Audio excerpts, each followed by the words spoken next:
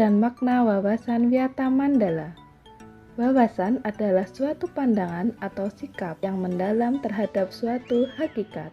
Wiyata adalah pendidikan. Mandala adalah tempat atau lingkungan. Jadi, Wiyata Mandala adalah sikap menghargai dan bertanggung jawab terhadap lingkungan sekolah sebagai tempat menuntut ilmu pengetahuan. Unsur-unsur Wiyata Mandala ada 5, yaitu 1. Sekolah. Sekolah merupakan lingkungan pendidikan. 2. Kepala sekolah. Kepala sekolah mempunyai wewenang dan tanggung jawab penuh atas penyelenggaraan pendidikan dalam lingkungan sekolah. 3. Guru dan orang tua siswa. Antara guru dan orang tua siswa harus ada saling pengertian dan kerjasama erat untuk mengemban tugas pendidikan. 4. Warga sekolah. Warga sekolah di dalam maupun di luar sekolah harus menjunjung tinggi martabat dan citra guru. 5. Masyarakat. Sekolah harus bertumpu pada masyarakat sekitarnya dan mendukung antar warga. Sekolah dan fungsinya. Sekolah merupakan tempat penyelenggaraan PBM, menanamkan dan mengembangkan berbagai nilai, ilmu pengetahuan, teknologi, dan keterampilan. Sekolah merupakan lembaga pendidikan formal tempat berlangsungnya PBM untuk membina dan mengembangkan 1. Ilmu pengetahuan dan teknologi. 2. Pandangan hidup atau kepribadian. 3. Hubungan antara manusia dengan lingkungan atau manusia dengan Tuhannya. Dan yang keempat, kemampuan berkarya. Fungsi sekolah. Fungsi sekolah adalah sebagai tempat masyarakat belajar karena memiliki aturan atau tata tertib kehidupan yang mengatur hubungan antara guru, pengelola pendidikan siswa dalam PBM untuk mencapai tujuan pendidikan yang telah ditetapkan dalam suasana yang dinamis. Ciri-ciri sekolah sebagai masyarakat belajar.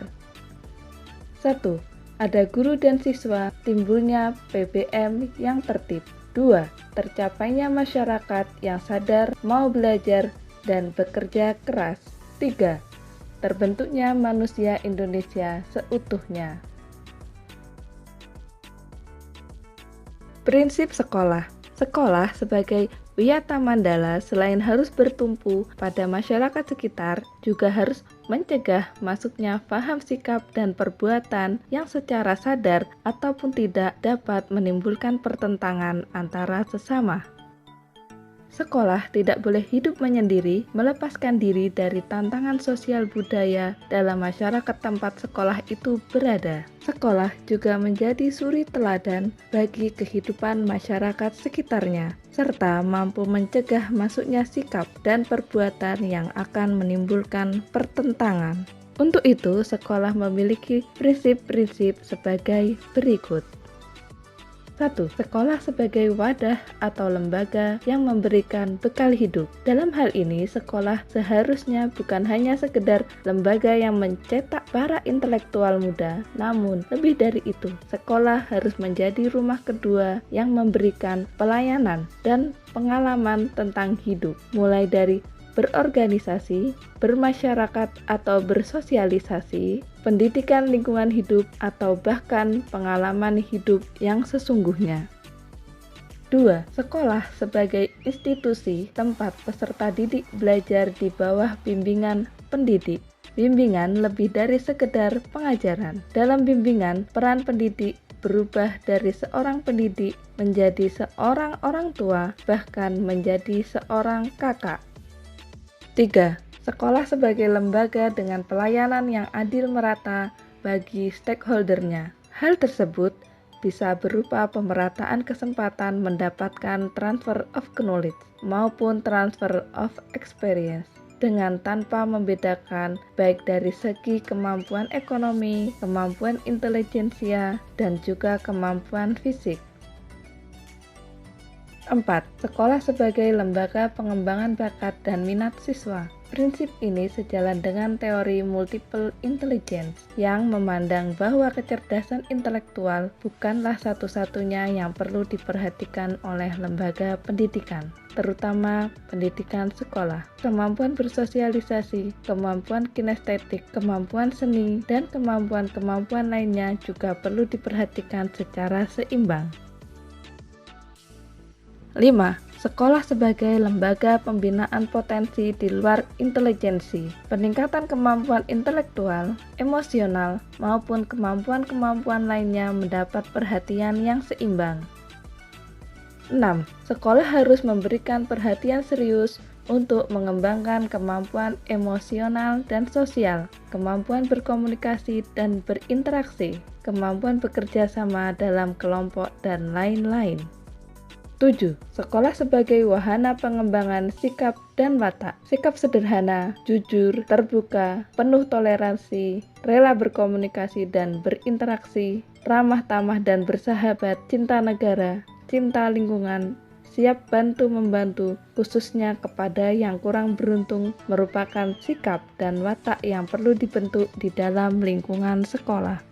8. Sekolah sebagai wahana pendewasaan diri. Di dalam dunia yang berubah begitu cepat, salah satu kompetensi dasar yang harus dimiliki tiap peserta didik adalah kompetensi dasar belajar secara mandiri. Dengan proses pendewasaan yang diberikan di sekolah, pendidik tidak lagi perlu menjejali pemikiran peserta didik dengan perintah.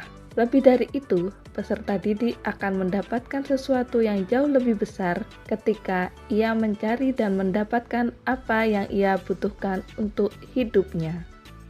9. Sekolah sebagai bagian dari masyarakat belajar. Sekolah bukan hanya sebagai tempat pembelajaran bagi peserta didik, namun juga seharusnya sekolah mampu menjadi pusat pembelajaran bagi masyarakat di lingkungan sekitar. Penggunaan sekolah. Sekolah sebagai suatu lembaga pendidikan yang diperuntukkan sebagai tempat proses kegiatan belajar mengajar.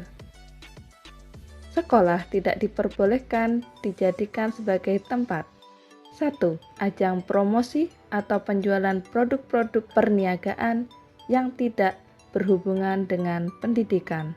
2. Sekolah merupakan lingkungan bebas rokok bagi semua pihak. 3. Penyebaran aliran sesat atau penyebarluasan aliran agama tertentu yang bertentangan dengan undang-undang. 4. Propaganda politik atau kampanye. 5. Syuting film dan atau sinetron tanpa seizin pemerintah daerah. 6. Kegiatan-kegiatan yang dapat menimbulkan kerusakan, perpecahan, dan perselisihan sehingga menjadikan suasana sekolah tidak kondusif. Penataan Wiyata Mandala dalam upaya ketahanan sekolah. Ketahanan sekolah lebih menitik beratkan pada upaya-upaya yang bersifat preventif. Untuk menjadikan sekolah sesuai dengan tujuan dan fungsinya, perlu dilakukan penataan Wiyata Mandala di sekolah melalui langkah-langkah berikut.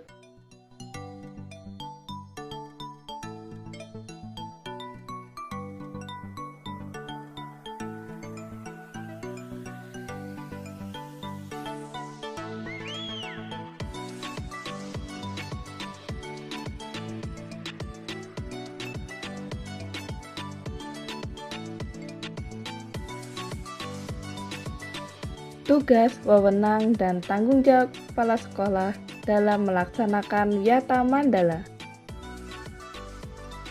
Kepala sekolah sebagai pimpinan utama bertugas dan bertanggung jawab memimpin penyelenggaraan belajar mengajar, serta membina pendidik dan tenaga kependidikan, serta membina hubungan kerjasama dan peran serta masyarakat.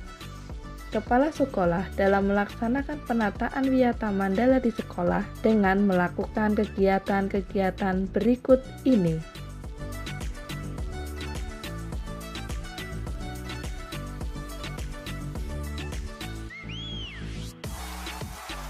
Mekanisme dalam pelaksanaan Wiyata Mandala. Dalam rangka pelaksanaan Wiyata Mandala, perlu upaya penanggulangan secara dini setiap permasalahan yang timbul sehingga dapat menghilangkan dampak negatifnya, yaitu dilaksanakan secara terpadu, bertahap, dan berlanjut sebagai berikut. Tahap preventif, upaya untuk meniadakan peluang-peluang yang dapat memungkinkan terjadinya kasus-kasus negatif di sekolah melalui antara lain 1. Memelihara sekolah dan lingkungan sekolah. 2. Menciptakan suasana yang harmonis. 3. Membentuk jaring-jaring pengawasan atau kontrol. 4. Menghilangkan bentuk-bentuk perpeloncoan pada saat MOS.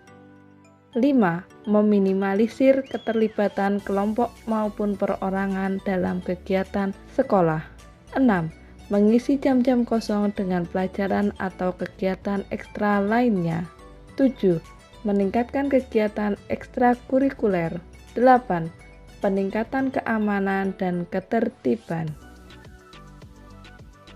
Tahap represif, upaya untuk menindak siswa yang telah melanggar peraturan-peraturan dan tata tertib sekolah. Upaya represif seperti 1. Mendamaikan para pihak yang terlibat perselisihan. 2. Membatasi areal tempat terjadinya aksi. 3. Menetralisir isu-isu yang berkembang dan mencegah timbulnya isu-isu baru. 4. Berkoordinasi dengan pihak keamanan. 5. Mengungkapkan lebih lanjut keterlibatan pihak luar sekolah. 6. Mengikutsertakan para ahli untuk mengadakan bimbingan dan penyuluhan. 7. Memberikan sanksi sesuai tata tertib yang berlaku. Sekian video pembelajaran kali ini. Selamat belajar.